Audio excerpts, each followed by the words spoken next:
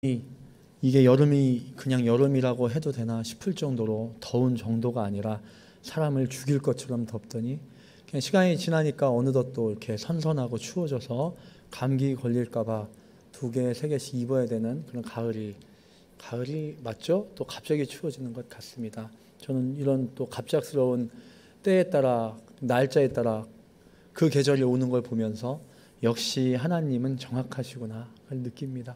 한참 더워서 가을이 이번에는 12월 다 돼야 가을 날씨 될 것 같은데 금방 이렇게 자연의 법칙, 하나님의 섭리대로 가을이 왔습니다.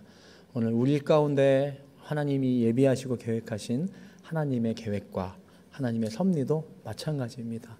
오늘도 우리가 올 것 같지 않은 우리의 어떤 하나님의 성취와 승리, 반드시 가을이 오고 겨울이 오는 것처럼 이루어질 것입니다.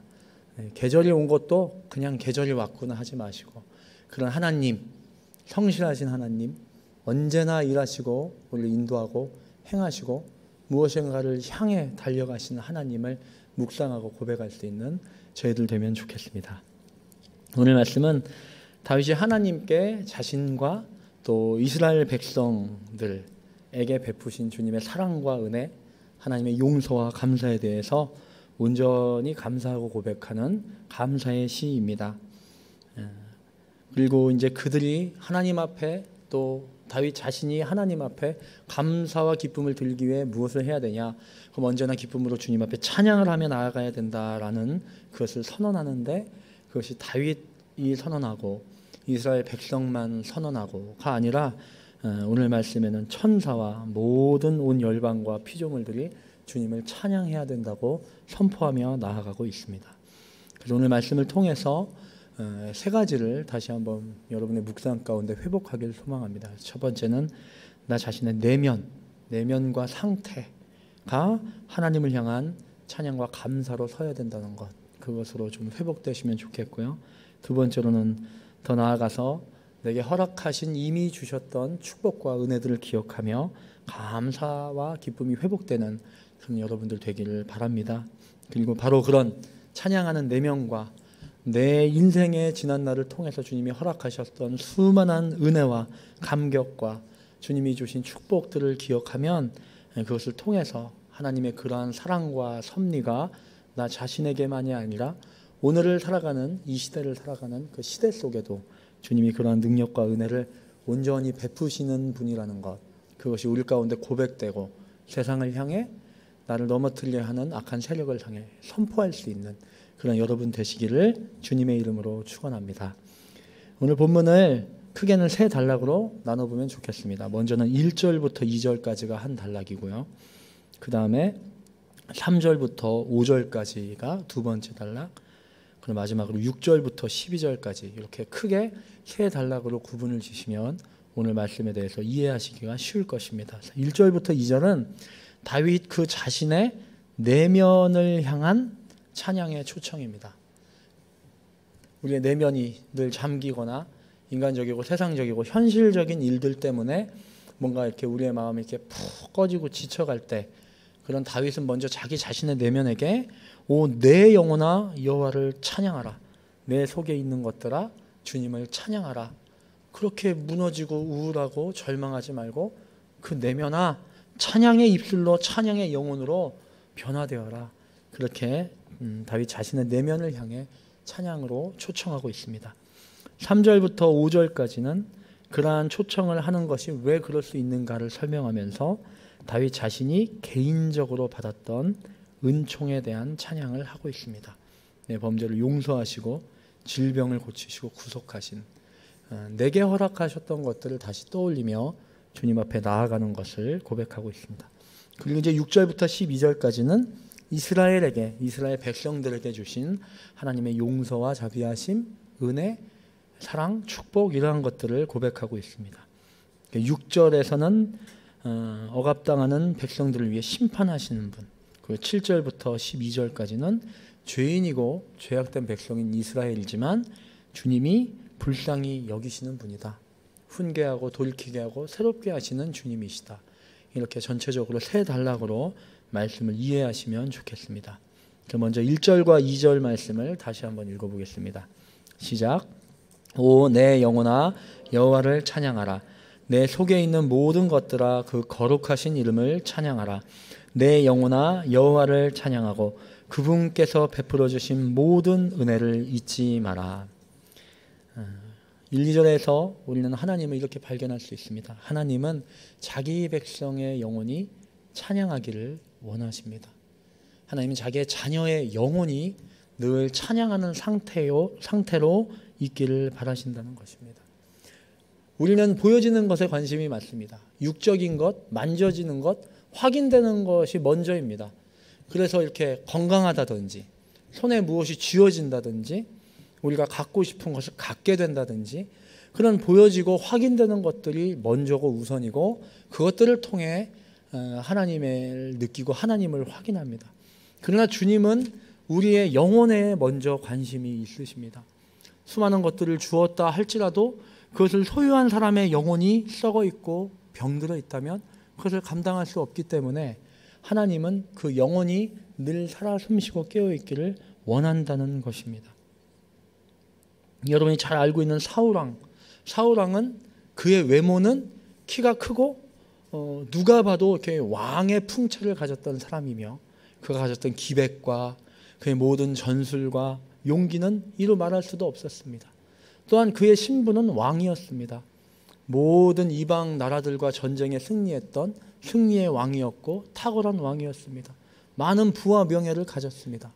그러나 사울왕의 영혼, 그 영혼이 바로 오늘 우리가 읽은 말씀과 같은 주님을 찬양하고 바라보는 아주 건강하고 밝고 기쁜 그 상태에 있지 않는 영혼이자 그는 악령이 들어간 심령이 되어서 그가 가진 모든 권력과 가진 모든 부유함과 힘을 가지고 하나님이 원하시지 않는 일, 자신을 죽이고 자신을 죄악 가운데 빠지는 일에 사용했다는 것입니다. 다윗 역시도 마찬가지죠.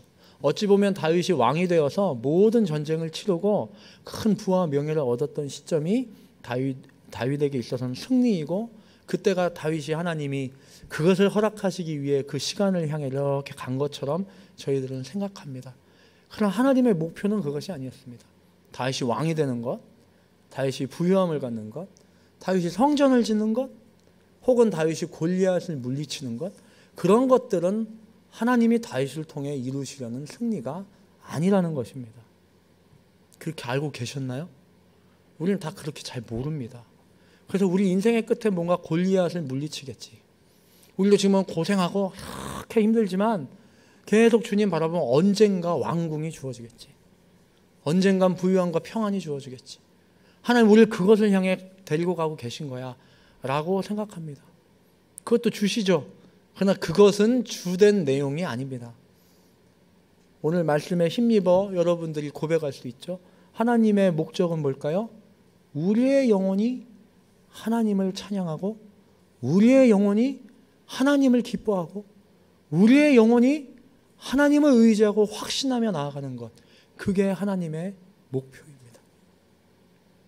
그러니 다윗이 우리가 생각하는 목표와 같이 왕이 되고 승리하고 그가 이제는 자신이 직접 전쟁에 나가도 되지 않을 만큼 그런 명예로운 자리에 있게 되어서 부하들이 다 전쟁을 나가고 자신의 그 아래에 있는 수하에 있는 부하들이 다 그 일들을 하러 나가고 혼자 테라스를 거닐어도 될 만큼 평안과 부유함과 자리가 주어졌을 때 그가 행했던 일은 밧세바와 동침했던 것입니다.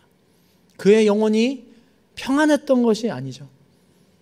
그의 상태는 평안해 보였고 그가 가진 것은 부유함이었고 그의 자리는 평안하게 전쟁을 치르지 않아도 되는 자리 같지만 그의 영혼은 바로 이렇게 갈급하고 주님을 찾고 찬양하던 심령이 아니었던 것입니다. 그렇기 때문에 그는 그 주어진 자리에서 간음하고 범죄했던 것입니다.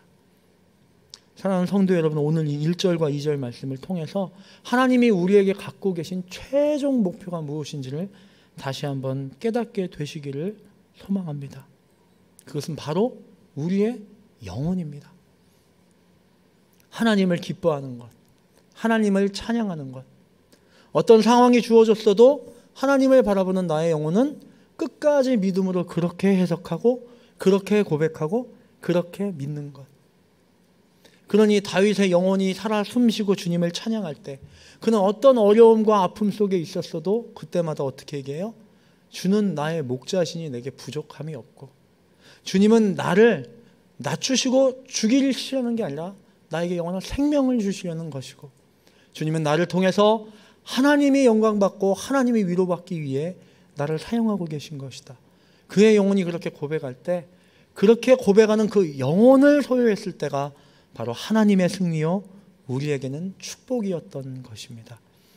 오늘 그래서 다윗이 하나님 앞에 자신에게 주어진 또 이스라엘 백성에게 주신 하나님의 은혜 앞에 감사할 때, 나는 내 영혼이 하나님을 찬양하고 내 영혼이 하나님을 고백할 때가, 그때가 하나님의 승리요 나에게는 축복이고 기쁨이다, 이렇게 고백했던 것입니다. 공감이 되시잖아요. 영혼이 어떠십니까? 그냥 시험 끝나고 중요한 프로젝트나 어떤 계약이 끝나면 그러면 그때가 평온입니까? 그렇지 않으시잖아요.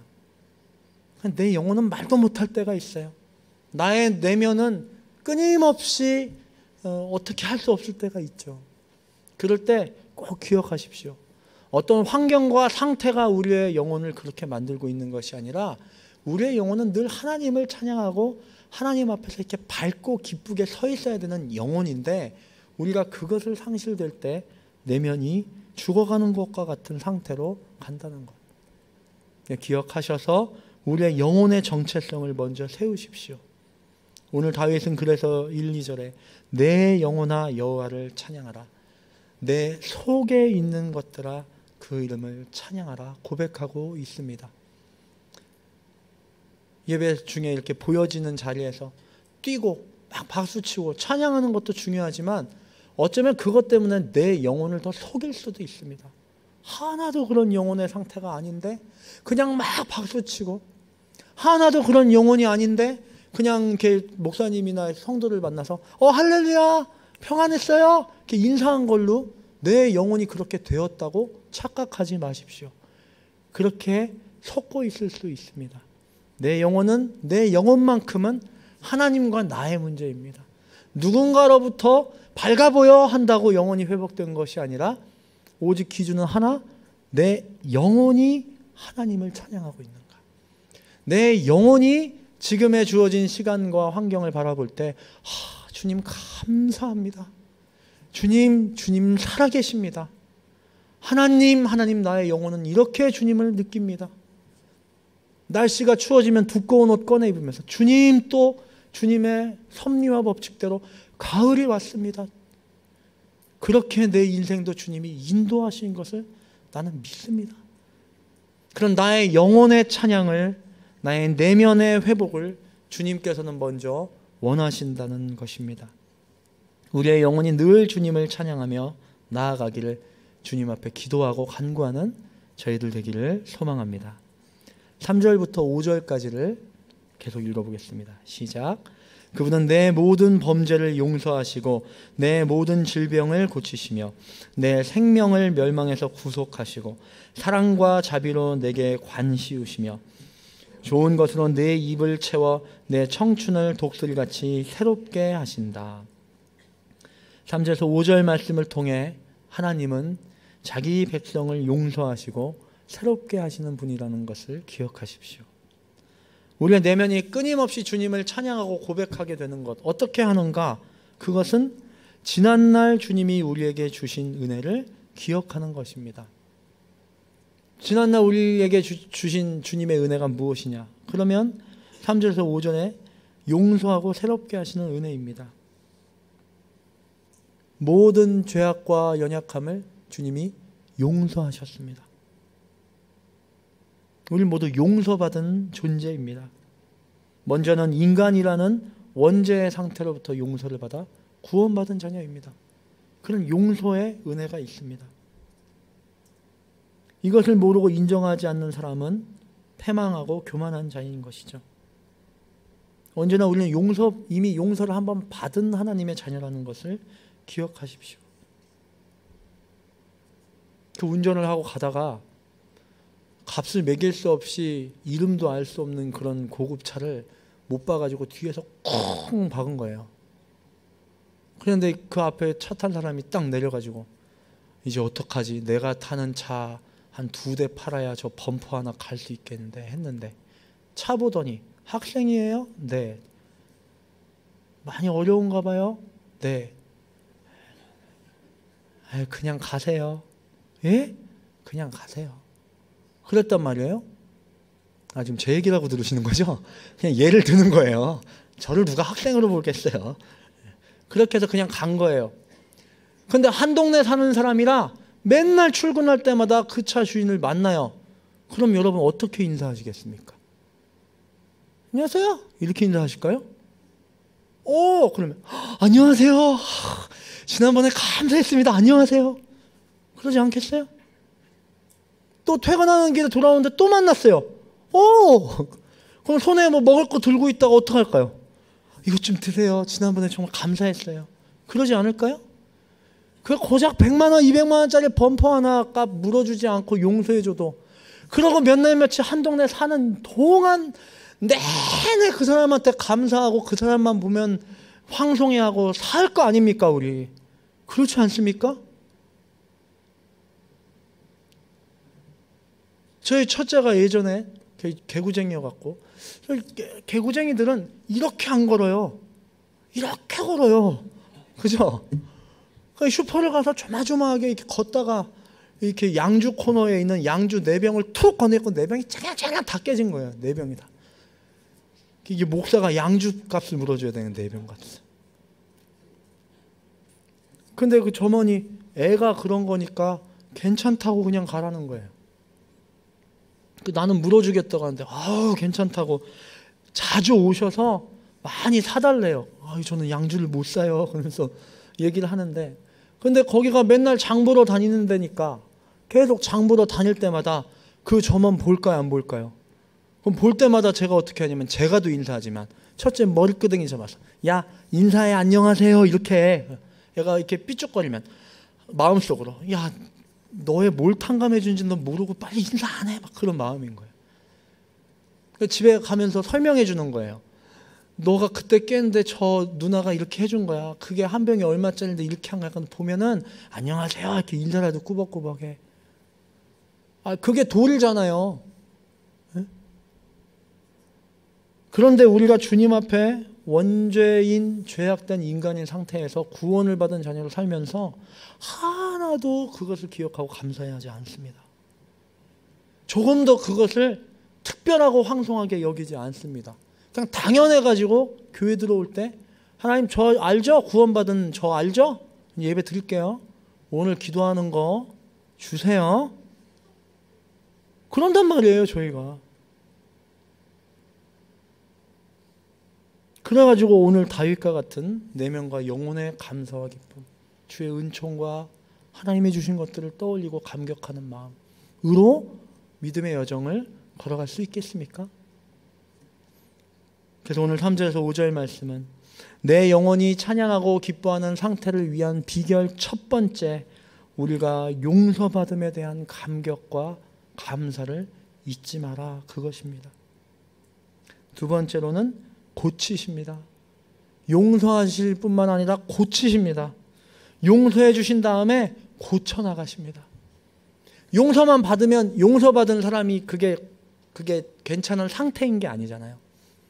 잘못을 하고 뭘 못하고 뭘 이렇게 실수를 하고 이게 안 되는 사람이에요. 용서해 주면 답니까? 그게 아니잖아요. 고쳐야 되잖아요. 훈계하고 훈련하고 가르쳐서 고쳐야 되잖아요. 성숙하게 나아갈 수 있도록 해야 되잖아요. 하나님 그렇게 우리를 또한 고치시는 은혜가 있다는 겁니다. 지금을 보면요, 이게 하나도 안 고쳐진 것 같아요. 지금을 보면요, 하나님은 나를 왜 이대로 두시지 싶을 만큼이에요. 그러나 조금만 지난 날을 보십시오. 조금만 몇 년 전만 돌아가 보십시오. 몇 년까지도 아니에요. 그죠? 지난 여름하고 가을하고만도 비교해 보세요. 많이 달라져 있습니다. 또 많은 것을 감사할 줄 알게 되었습니다. 그렇지 않습니까? 좀 더 많이 심각해졌습니다. 좀 더 주님을 믿고 나아간다는 것에 대해서 멈춰서서 생각하는 사람이 되었습니다. 저희가 그렇습니다. 또 어느 날 막 넘어지고 무너진 마음으로 찬양도 기도도 설교 한 토막도 들리지 않는 그런 우리의 상태인 우리가 또 어떤 날은 큰 은혜와 감격이 느껴지고 눈물을 흘리고 다시 일어서고 다른 것들을 바라보고 다짐하고 이런 작용이 우리 인생에서 계속해서 일어나고 있다는 거예요. 주님은 그렇게 우리를 고치시는 축복을 허락하십니다. 세 번째는 우리를 새롭게 하십니다. 독수리같이 새롭게 하신다고 합니다. 우리가요, 새로운 비전이나 사명 혹은 우리에게 어떤 새로운 목표나 어떤 새로운 우리에게 처해지는 시련과 한계 또 새로운 자리로 우리를 초청하고 부르시는 것 그게 없었다면 우리는 여기에 못 있습니다. 그렇지 않습니까? 저 같은 경우도 지금 11년째 지역교회에서 4년 그리고 오늘교회에서 7년 지금 이 목회자 생활을 하는데 저는 11년 동안 한 번도 그 신입교역자 같지 않을 때가 없었어요. 많이 옮겨다녔다는 얘기예요. 늘 새로워요. 중학생이 익숙해졌는데 갑자기 영화부로 보내요. 영화부는 영화부를 이해해야 되는 게 아니라 영화부의 엄마를 이해해야 돼요. 애기 엄마들 이해했다 싶었는데 유아부로 보내요. 그럼 영아부, 유아부 별 차이 없을 것 같죠? 완전 달라요. 영아부는 아기를 낳은 엄마들이 선생님을 해요. 유아부는 아기를 안 낳은 미혼 선생님들이 유아부 교사를 해요. 완전히 느낌이 달라요, 이게. 아기 엄마들하고 영아들 돌보는 거랑 젊은 미혼 선생님들하고 유아부 돌보는 거랑 이거는 완전 다른 얘기예요. 거의 중등부하고 성인 얘기 같이 다른 얘기예요. 그냥 영아부, 유아부 익숙해져서 영아부, 유아부, 유치부 담당으로 이렇게 섬기는데 또 그냥 중등부, 고등부로 다시 가는 거예요. 그게 익숙해졌는데 여기 오니까 또 성인 사역을 온 거예요. 그러니까 맨날 신입교역자예요. 맨날 신입교역자. 그래서 어느 날 주님한테 하나님 나는 뭐 좀 익숙하고 이렇게 완벽하고 좀 이렇게 능숙한 거 없나요? 맨날 성도들이 물어보면 죄송합니다. 모르겠는데 제가 배워서 해드릴게요. 저 맨날 11년째 그 소리만 하고 있는데요. 대전에 와서도 우리 집사님들이나 뭘 물어보세요. 임직 과제는 뭐 어떻게 되고 뭐 학점은 어쩌고 뭐 공동체 어쩌고. 제가 모르겠어 갖고 알아보고 알려드릴게요. 오히려 이렇게 장로님들이나 다른 순장님들이 알려주셔 갖고 그 내가 아는 거인 척 가서 그게요 어떻게 되냐면요 성도님 이렇게 설명을 하는 거예요. 괜히 말했나? 근데 제가 이런 얘기를 왜 이렇게 할 수 있냐면 그래서 기도할 수 있고 그래서 열정을 다 쏟을 수 있고 그래서 늘 간절하고 그래서 늘 눈물이 흐른다는 겁니다. 여러분을 주님은 새롭게 하십니다. 지난 날을 보시면 여러분을 새롭게 하셨던 포인트는 여러분이 감당할 수 없는 것들로 막 제시하세요. 그걸 하라고요 저한테? 제가요? 제가 믿은 지 한 달 됐는데 그걸 하라고요? 끊임없이 그런 도전을 하십니다. 끊임없이 그런 과제를 내주십니다. 그래서 그것을 아멘 하고 막 어렵고 힘든데 쥐어뜯어가면서 눈물 흘리면서 해냈기 때문에 여러분들이 계속 새로워지고 성장했다는 거예요. 아멘? 안 그러시 지금 힘드세요 요즘? 아멘? 그런 거예요. 주님이 우리에게 주시는 은총을 기억하십시오. 우리를 용서하셨습니다. 우리를 계속 고치십니다. 그리고 계속 새로운 사명, 새로운 비전, 새로운 시련, 새로운 한계를 맞이하면서 또 새롭게 해 가시는 겁니다. 어떻게 새롭게 하신다고요? 독수리 날개치며 올라가는 독수리같이 우리를 새롭게 하신다는 것입니다. 그러니 우리를 향해 주님이 부르고 계신 새로운 콜링, 새로운 도전, 새로운 과제, 새로운 슬픔 새로운 염려, 새로운 고통, 새로운 숙제 감당하십시오. 내 내면이 주님을 찬양하면서 그 일을 감당해버리는 거예요. 못하면 어떻게 하면 돼요? 모른다고 말하고, 못하면 어떻게 하면 돼요? 도와달라고 말하고 하면 되는 거예요. 제가 대학부에서 그런 설교 한번 했어요. 설교 때 목사한테 와서 뭘 물어봤는데, 뭘 물어봐도 그건 말이야 이렇게 말하면 이단일 수 있으니까 조심해. 뭘 물어봤는데, 야, 그거 목사님 잘 모르겠는데 한번 내가 주석도 찾아보고 목사님들께도 여쭤보고 안 되면 교수님한테도 한번 전화해보고 다시 알려줄게. 그런 게 분명히 있어야지. 그게 아니라 청산유수 같이 다 대답하고 있으면 그럴 수 없어. 우리가 어떻게 그럴 수 있습니까? 주님을 믿고 주님이 능력 주셨다고 오만 잡일 그냥 내가 손 뻗으면 다 낫고, 손 뻗으면 다 다시 붓고, 손 뻗으면 다 고쳐지고, 그런 게 어디 있습니까? 그런데 우리는 그런 거라고 생각해요. 하나님의 자녀가 은혜를 받고 은총을 받았고 주님의 능력을 받았으면 그렇게 되는 거라고 생각해요. 그런데 그렇지 않습니다. 오늘 말씀을 잘 살펴보면 하나님은 우리가 더 못한다고 말하는 상태로 끌고 가시는 겁니다. 내가 용서받은 죄인이다, 그걸 진정으로 고백하길 바라시는 거예요. 예수님 믿지 않고 구원받지 않은 사람들에게 이렇게 노방전도하면 공통되게 나오는 말이 이거예요. 한번 들어본다고 듣다가 여러분은 죄인입니다, 이렇게 시작해야 되잖아요. 복음 제시가. 우리는 다 죄인입니다. 우리는 저기요, 네? 전 죄 없어요. 내가 죽을 죄가 어디 있어요? 그거면 내가 안 믿어도 나는 천국 가겠네요. 수고하십시오. 그러나 믿어질수록, 깊이 믿을수록, 제대로 믿어질수록, 하나님을 더 많이 알고 깊어질수록 우리는 어떻게 돼요? 나 이것밖에 안 되지? 이제는 좀 이만큼 주님 앞에 설 수 있어야 되는데 왜 난 이것밖에 안 되지? 왜 이렇게 구제불능이지? 왜 이렇게 아무것도 하나님 앞에 들을 게 없는 사람이지? 그게 점점 더 고백되고 그게 점점 더 보인다는 것입니다. 믿음이 깊어질수록 그렇게 된다는 것입니다. 그래서 사도 바울은 가장 믿음이 좋았던 시기에 자기에 대해서 자기의 것이 배설물이고 자기는 죄인 중에 괴수다라고 고백하고 있는 것이죠. 그래서 오늘 영혼이 중요하다고 말씀드리는 겁니다. 보여지는 건, 나타나는 것, 나에게서 나타난 어떤 선행, 나에게서 나타난 헌신의 수준과 양, 그런 것들로 우리의 신앙이 깊어졌다고 생각한다면 속고 계신 겁니다. 영혼은 전혀 그렇지 않은데 그렇다는 겁니다. 영혼은 조금도 주님 앞에 감격하지도 못하고 있고, 영혼은 조금도 주님 앞에 찬양하지도 않고, 영혼은 조금도 주님 앞에서 기쁨으로 서 있지 않으면서 그저 보여지는 것들로 주 앞에 드려졌다고 해서 우리가 승리했다고 착각하기 때문에 작은 시련과 아픔 앞에 턱없이 무너지게 되는 것입니다.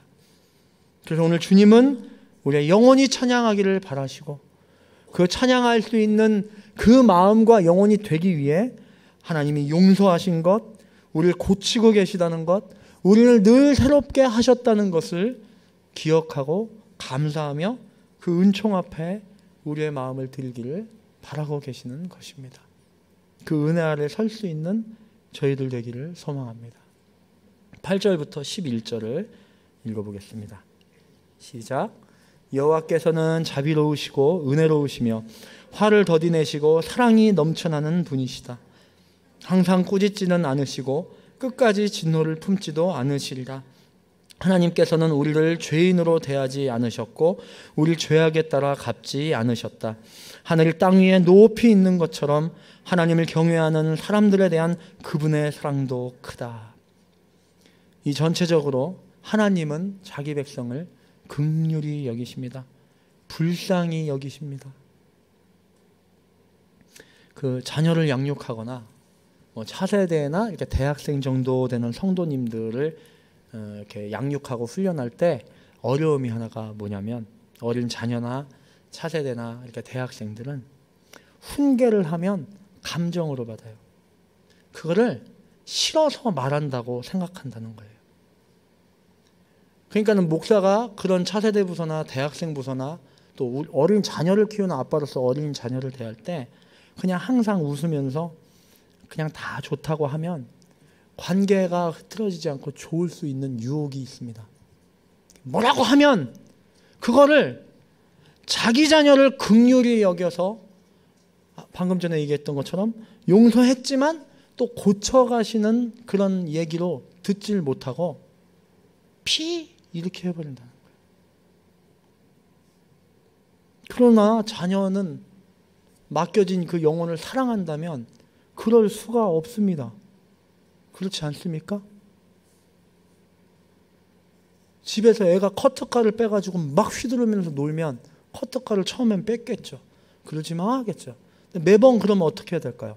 커터칼 들었을 때 커터칼보다 100배 큰 몽둥이로 두드려 패야 되는 거예요. 다시 들면 죽여버린다. 이렇게 말해야 되는 거예요. 그래야 걔가 살지 않습니까? 어우, 커터칼 들었어? 잘 휘두르네. S자로 휘두르네. 어쩜 그렇게 간발의 차로 안 다치니? 잘한다. 그래야 될까요? 목사가 맡겨진 영혼들을 향해 나아갈 때도 그러면 될까요? 수레바짝 끌고 껌짝짝 씹으면서 맨 앞에서 앉으면 너 나가서 껌 뱉고 신발 가서 신고 와! 그렇게 해야지. 아우, 껌 씹고 왔구나. 안 졸고 설교 들으려고. 그냥 그렇게 하면 되는 걸까요? 진짜 물어보는 거예요. 그렇게 하면 됩니까?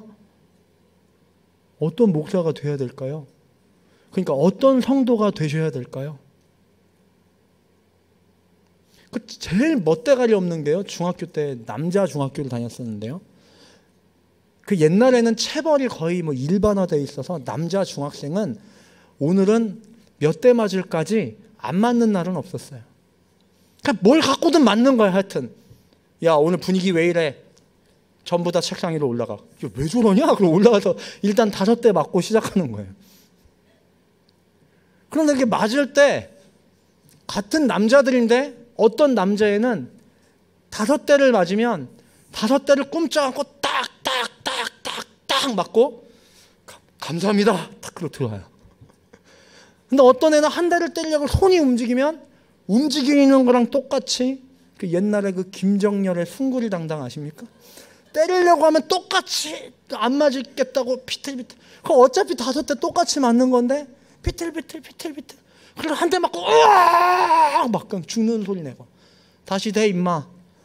걔 하나 맞을 때 나머지가 자식 빨리 좀 끝내지 더워 죽겠는데 그런 마음이 드는 거예요. 체벌이 없는 시대를 사는 성도님들은 지금 이해를 못하고 있는데 매 맞을 때 잘 맞는 성도 되셔야 돼요. 목사도 마찬가지고요. 성도들과 목회를 하면서 주님이 훈련하는 훈련을 멋있게 맞아야지 조금 피해보고 안 해보려고 하고 그러면 안 되는 거죠. 자녀기 때문에 그냥 넘어갈 수 없습니다. 하나님이 진노의 하나님, 징벌의 하나님가 아닙니다. 그러니까 무서워할 필요는 없습니다. 그러나 주님이 매를 때리실 땐 멋지게 맞아야 됩니다. 그 매를 맞고 나면 지금보다는 하여튼 무조건 좋아지기 때문이에요. 맞을 때야 왜 그런지 모르죠. 맞을 때야 아프죠. 맞고 나면 반드시 지금보다 훌륭한 사람이 되어 있습니다. 매 얘기해서 아멘 하는 법이 없어 하여튼.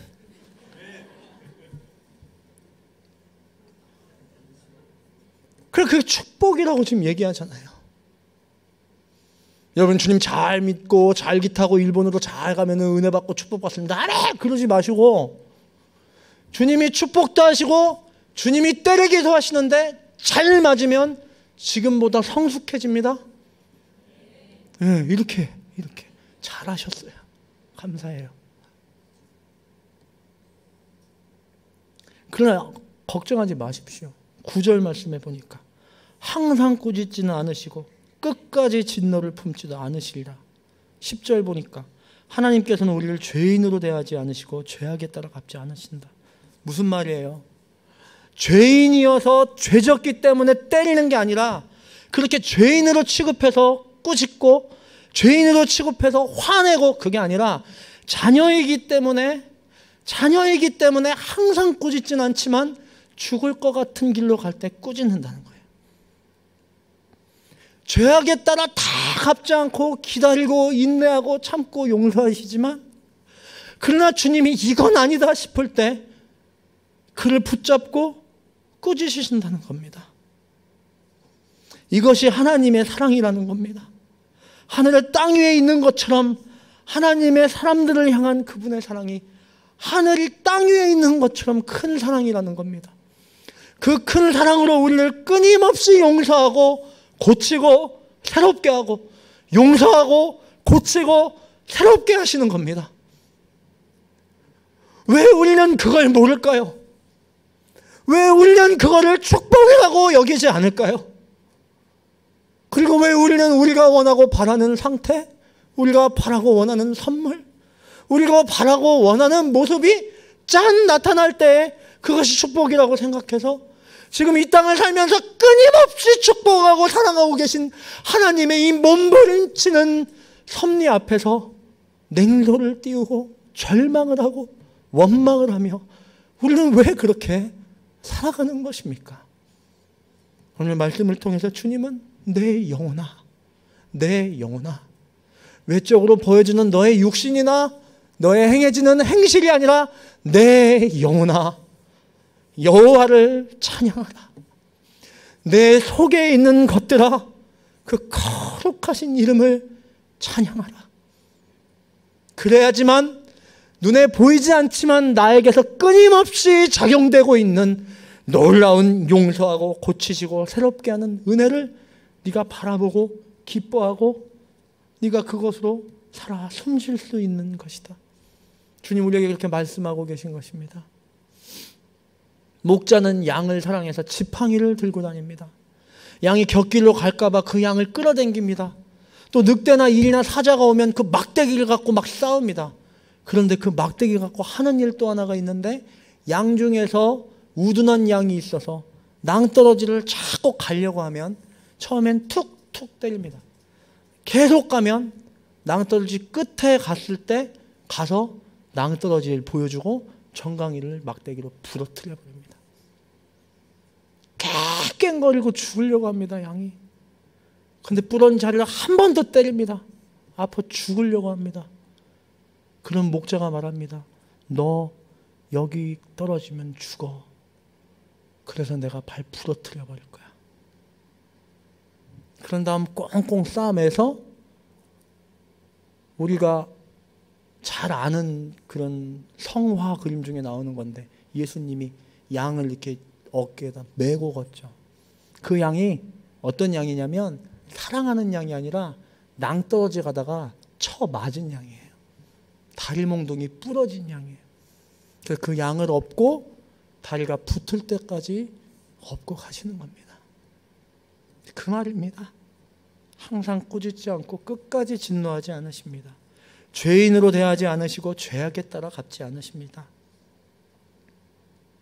12절 말씀을 마지막으로 읽어보겠습니다. 시작. 동쪽이 서쪽에서 먼 것처럼 하나님께서는 우리 죄악을 우리에게서 멀리 옮기셨다. 이것 때문입니다. 죄악에서 멀게 하시려고, 사망과 죽음에서 멀게 하시려고, 실패와 좌절과 근심에서 멀게 하시려고 그렇게 하신다는 겁니다.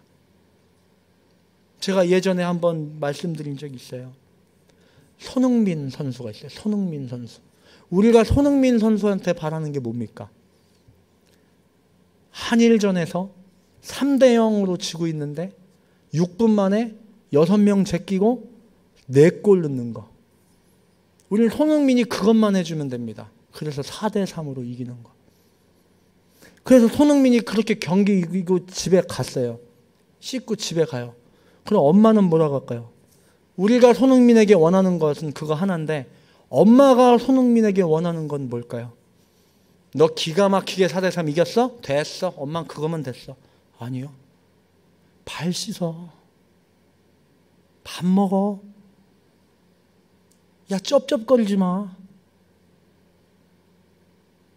야, 머리 좀 잘라. 야, 너 욕하고 그런 거 하지 마. 엄만 저도 좋으니까 몸 생각 좀 해.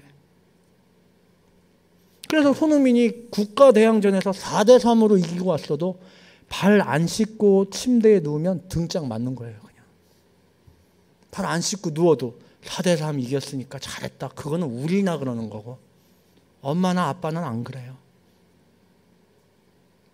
경기 끝나고 와서 피곤하다고 30시간을 자면 우리는 자다가 굶어 뒤지든 상관없어요.